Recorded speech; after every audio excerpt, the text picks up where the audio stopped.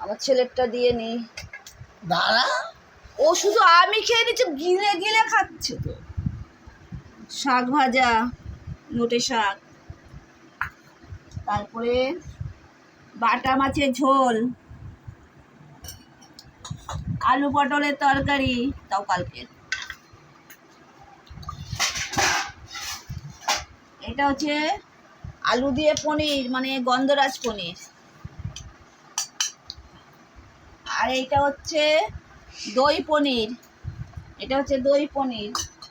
আর এটা হচ্ছে আমড়ার চাটনি, আমও আছে আমরাও আছে, দুটোই আছে। এখানে গন্ধরাজ লেবু আছে, পেঁয়াজ আছে, শসা আছে। এখন না, আজ দুপুরে মেনু। টাটা।